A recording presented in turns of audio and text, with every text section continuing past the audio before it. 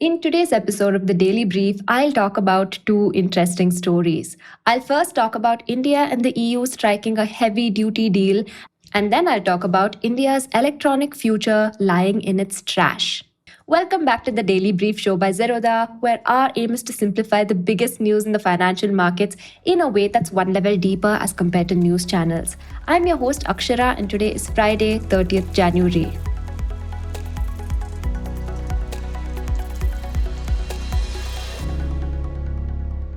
Coming to the first story. After years of negotiations, India and the EU have finally signed a free trade agreement covering nearly 2 billion people.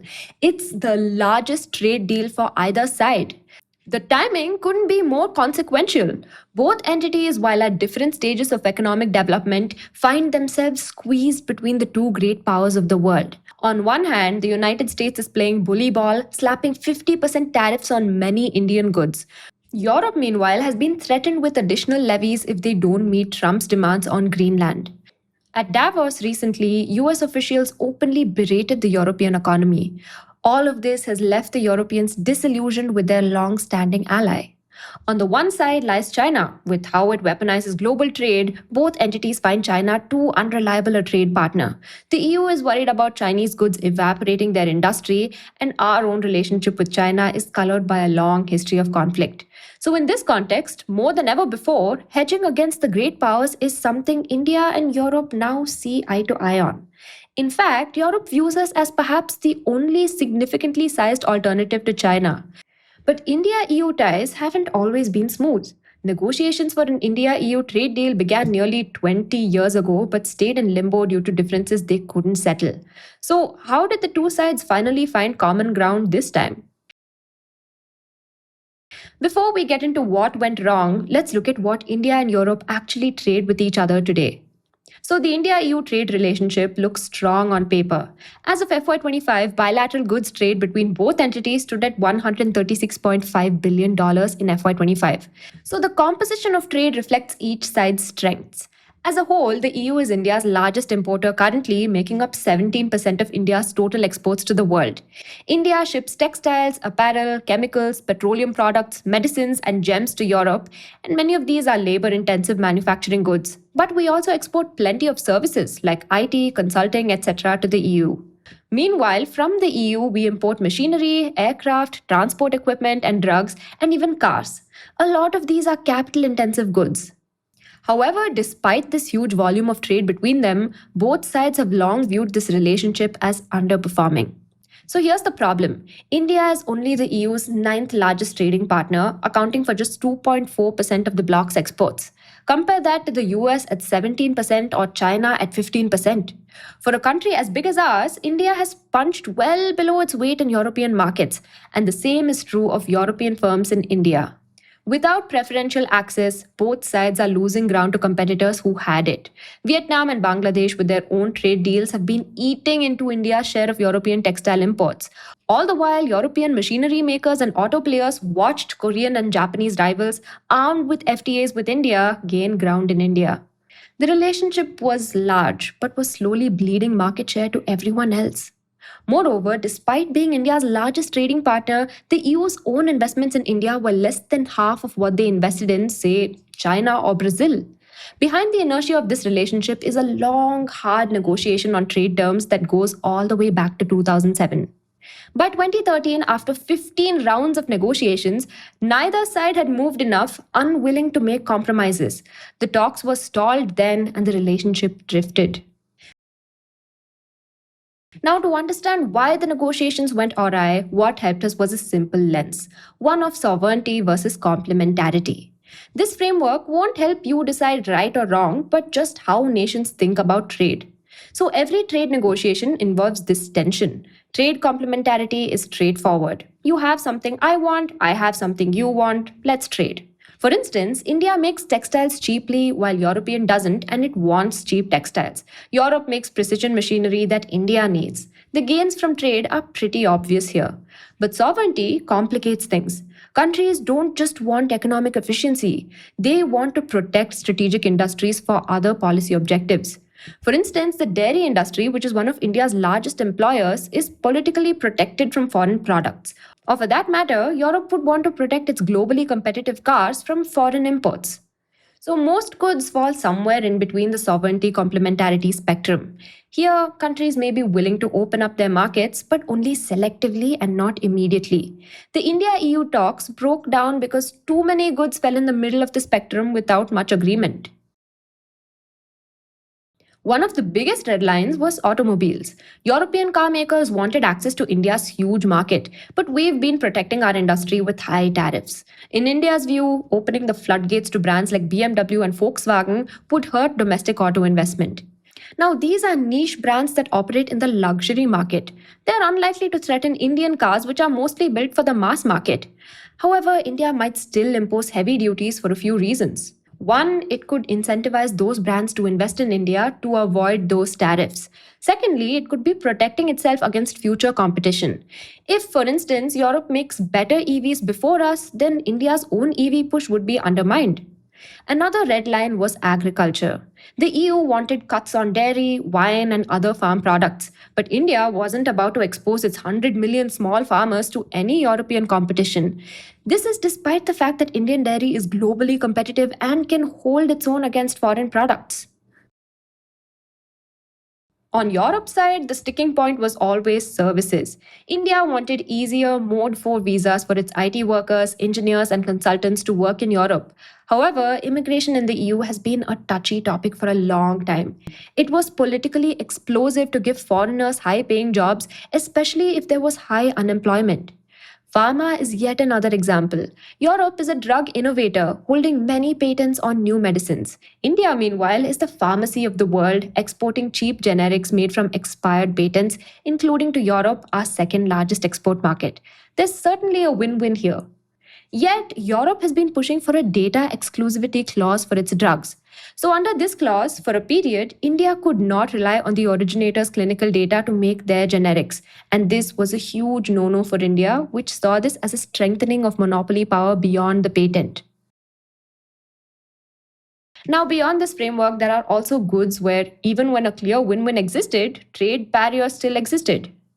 See, for a long time, India was part of the special European list called the Generalized Scheme of Preferences or GSP. Now, the GSP assured lower tariffs for imports from developing countries like ours. In particular, our textiles industry benefited heavily from this special status. But as India grew and its exports became more globally competitive, Europe didn't see it fit to include them in the GSP. So our products were gradually phased out because we didn't seem to need it anymore. Yet some of our peers that were phased out of the GSP, like Vietnam, had signed a trade deal with Europe. This led to lower European tariffs on Vietnamese products, effectively undercutting Indian goods. Now, the best way of this was to sign our own deal with Europe. So, what accelerated the death of this stalemate seems to be geopolitics. The Ukraine war, for instance, fractured Europe's energy security as they shunned Russian oil. China's dominance grew more threatening, and Trump's tariffs made the cost of not having alternatives painfully clear. The most important question then is, how did an India EU deal succeed this time? In 2021, India and the EU decided to reopen the negotiation table and agreed to fast track the deal in 2023. The result of that is what we see today, not a resolution of every issue, but acceptable compromises. Now, we won't be able to cover all the details of this deal. However, the easiest way to understand it is to use the same sovereignty complementarity lens. Let's start with the goods where mutual gains were obvious and sovereignty didn't matter much. For India, this means labor intensive exports textile, apparel, footwear, which is also the biggest chunk of India's exports to Europe. The EU has agreed to eliminate tariffs, which ran as high as 12 to 17% on these goods immediately upon the deal coming into force. More importantly, it levels the playing field with Vietnam and Bangladesh. For Europe, the equivalent is capital intensive machinery. India will slash tariffs on EU machinery from as high as 44% to zero over 5 to 10 years. Aircraft duties will also be eliminated. These are sectors where India isn't trying to build domestic champions yet. We simply need the equipment to industrialize. And then there are sectors where both sides can trade, but sovereignty concerns create friction. Both parties aren't clear whether the gains from trade are substantial. Some of these required more creative solutions, where liberalization was either selective or phased out slowly over time. On services trade, the deal creates a framework for temporary entry of Indian professionals like business visitors and intra corporate transfers. Now, this is not the full Mode 4 liberalization India once demanded, but it's a step forward. Indian IT firms may find it easier to serve European clients on the ground. On pharma, India dropped tariffs on European pharma imports from 11% to 0, while the EU also reciprocated similarly. However, the EU's data exclusivity clause was excluded. Now, there is one thing on which India had to almost wholly accept Europe's terms: Europe's Carbon Border Adjustment Mechanism, or CBAM. So, CBAM functions as a tax on how much carbon an imported product has. This would force Indian firms, particularly in steel, to invest in capacity to green their exports, adding further to their costs. Despite plenty of lobbying, the EU didn't offer any major exceptions to CBAM, but it introduced a rebalancing mechanism in case CBAM reduced any other benefits from the deal that India has promised. Finally, there are sectors where sovereignty concerns outright dominate complementarity. Automobiles were India's biggest concession. After years of high tariffs, India has agreed to cut duties on most European cars to 30 to 35%, phasing down to 10% over several years. But the concession is carefully hedged. The 10% tariff only applies for luxury cars, that too with a quota of up to 2.5 lakh units sold. Importantly, EVs are excluded from this benefit. Agriculture, meanwhile, was largely kept out of the deal altogether. Tariffs on European wine and olive oil have been reduced, but as far as regular dairy and poultry go, India's safeguards are just as tight as ever. Perhaps this deal is just the start of a stronger India EU relationship. For one, they also signed a major defense agreement this week itself, and they'll also be deliberating on a separate investment agreement later. After 2 decades, both parties finally worked out a deal that didn't sacrifice their sovereignty while finding win wins that boost it even further. But beyond that, what does it mean for global trade? In light of the global trade war started by the US and China, countries are trying to hedge against both. And one possible way to do so is by trading with each other. That perhaps is what India, an economy that has historically shied away from being integrated into world trade, has been thinking. It's why, as we wrote at the start of the year, we've been signing trade deals left and right, and the EU deal represents the high point of our hedging strategy.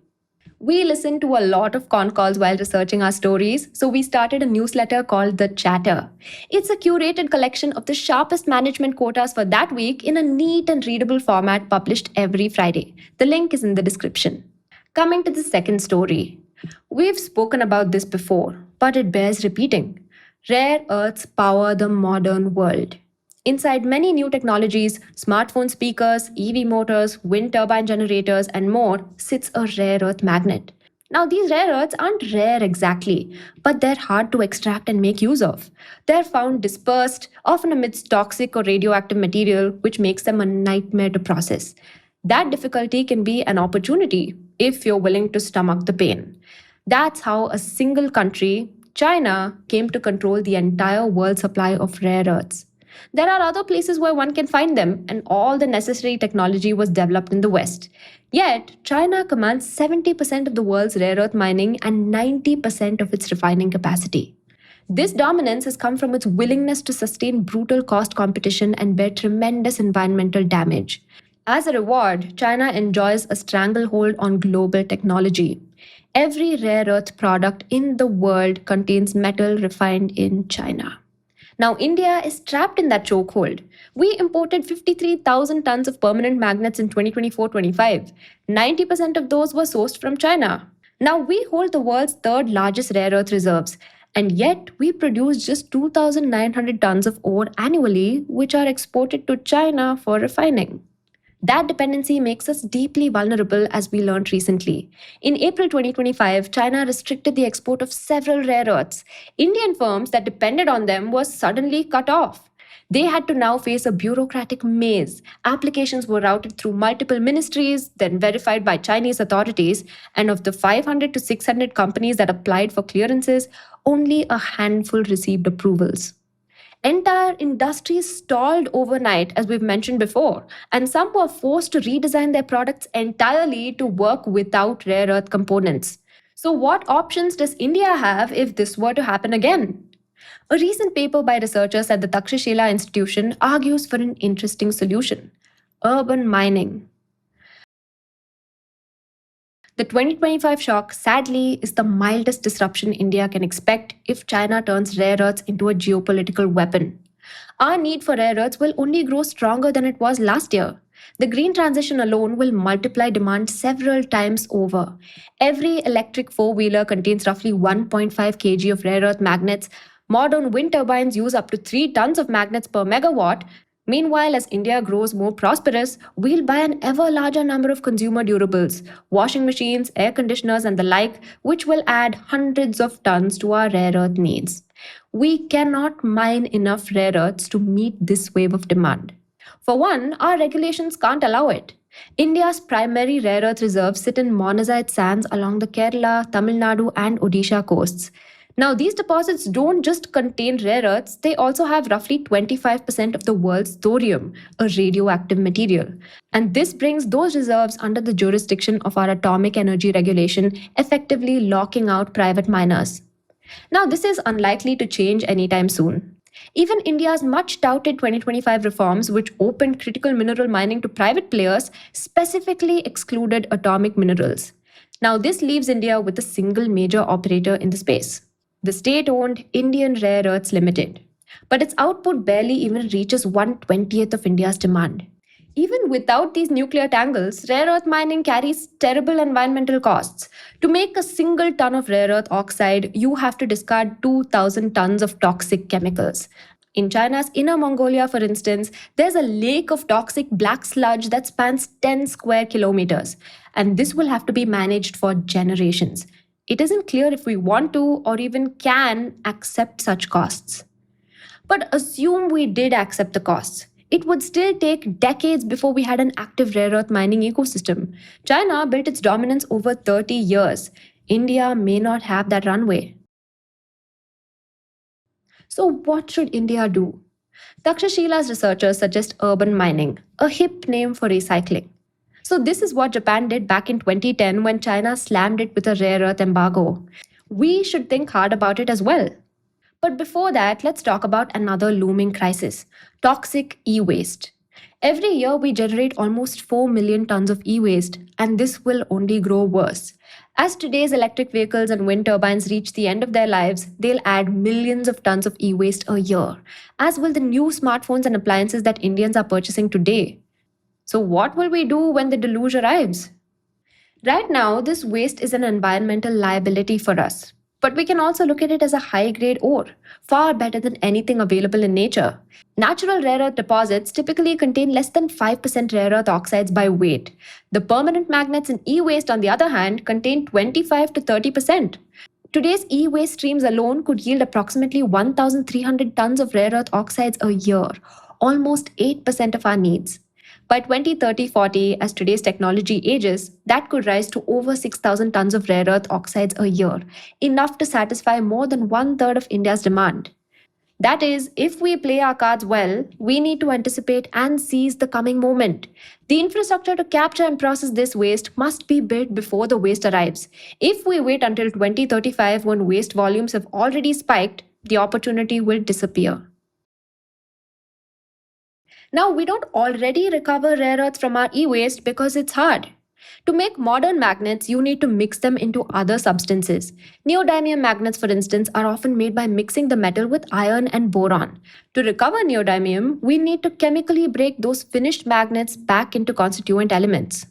Now, there are three ways of doing so. First, there's hydrometallurgy, the most common technique and the closest thing to processing ore. So here we crush magnets into powder or granules and treat the crushed material with strong acids that leach away the metals inside. From that dissolved metal, we then use special solvents to pull out the rare earths we need. Hydrometallurgy is very effective, with recovery rates over 90%. But this also consumes lots of water and acid and leaves us with a lot of hazardous acidic liquid that we need to discard. Then there's pyrometallurgy, which uses heat instead of acid. Here, magnet scrap is heated in furnaces or smelters. Different substances behave differently under the incredible heat, allowing us to separate them out. Unlike hydrometallurgy, this doesn't create those liquid wastes, but it takes enormous amounts of energy and is harder to control precisely. Without that control, it's also less effective at separating rare earths out. The most experimental of the three is flash joule heating. Here we send extremely rapid electrical pulses through powdered scrap, heating it to temperatures hotter than the sun's surface in milliseconds. This promises to be the cleanest of the three, reducing emissions by 84% and energy used by 90% compared to conventional methods and eliminating acid waste streams completely. But it hasn't really been tried at scale before. Now, none of these are cheap. The most common setup, hydrometallurgical recycling, costs roughly rupees 1000 crore for meaningful capacity. Now, this isn't where the story ends. These processes create an intermediate product, rare earth oxides or salts. These must be turned into usable metals in different industries, so India needs to build a complete value chain downstream. So, why is this worth considering? In short, it's hard for India to set up an urban mining ecosystem, but it's worth thinking of the benefits it can bring. For one, rare earth recycling needs a highly trained workforce: chemical engineers to design and operate these processes, mechanical engineers to handle materials and maintain equipment, analytical chemists to maintain quality, and more. We already have a base of such workers within our industrial ecosystem. A thriving recycling industry could generate thousands of jobs directly and more in supporting sectors. We also have easy access to the feedstock this industry needs. Unlike primary mining, which requires finding and developing new mines, for urban mining, we simply need to tap into existing waste streams. We have millions of tons of e waste that is currently being processed poorly or not at all. If we can capture even a fraction of that, the volumes could seed an industry. Finally, urban mining offers a double environmental advantage. For one, it avoids the catastrophic ecological footprint of primary rare earth mining, and additionally, it turns India's e waste crisis into an opportunity. So, if this is so promising, why aren't we doing it already? So, to realize this opportunity, we will have to build an entire ecosystem from scratch. Although India does process e waste, it focuses on just four materials: gold, copper, aluminium, and iron. There are no regulatory incentives to recover rare earths. Meanwhile, it's extremely hard to reliably access e waste. Most of India's e waste, 85 to 90%, flows through informal networks of kabadiwalas. They exclusively use crude, low cost methods to pry out materials with established scrap value. A kabadiwala dismantling a hard disk drive might pull out the aluminium platter and steel casing, discarding the magnets inside because they have no market price in the informal economy. This effectively destroys the feedstock before formal recyclers can access it. A recycling ecosystem then isn't simply a matter of erecting factories, but of finding ways to integrate kabadiwalas into the formal system. Besides, this is a market with brutal economics. After spending thousands of crores for a recycling plant, one will have to face extreme price volatility in the global rare earth market because of China's many moves. In 2011, for instance, Chinese export bans sent prices spiking as much as 1000% before they crashed abruptly. This makes planning impossible. Meanwhile, our domestic market isn't an option. India simply has no capacity to process separated rare earth oxides, and few industries use them. There are some recent policy moves that try bridging this gap, but for now they're insufficient. In 2025, for instance, the government created an incentive scheme for critical mineral recycling, but it was only allocated rupees 1500 crores with a rupees 50 crore cap per entity. Against rupees 1000 plus crore capital requirements for a viable plant, this would be a mere drop in the bucket. So, to the researchers, if we're serious about developing our own rare earth supply, we need a concerted policy push to fill major structural gaps. For one, we need to improve supply. For that, we could change our current laws to incentivize rare earth recycling, possibly through extended producer responsibility credits. We could also import e waste in a licensed manner, guaranteeing feedstock to the industry. Two, we need to create guaranteed demand. For instance, the government can guarantee offtake for rare earths from domestic recyclers for a few years, effectively ensuring them from the volatility of global markets before they mature. We can also do more to create a domestic magnet industry, creating natural buyers for this recycling ecosystem. Finally, we can spur more investment, perhaps through a dedicated government entity. For the details of their proposals, we recommend looking at the original paper. Most importantly, the paper reframes our challenge in securing critical minerals. So far, we've thought of it as a question of where can we mine rare earths? But the real question instead is how can we find rare earths? China's monopoly on primary mining and processing may well be unbreakable, but that isn't the only source that exists. The market for waste is still open. By tapping into it, we could kill many birds with the same stone. Now, coming to the tidbits.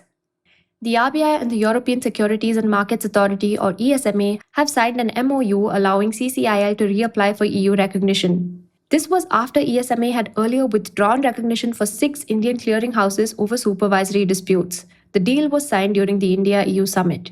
Coming to the next tidbit. India's industrial output hit an all time high in December. The index of industrial production reached a record 170.3, powered by manufacturing output growth of 8.1% and electricity production rebounding to an 18-month high of 6.3%. Consumer non-durables led the charge with 8.3% growth, the fastest since October 2023. Coming to the final tidbit.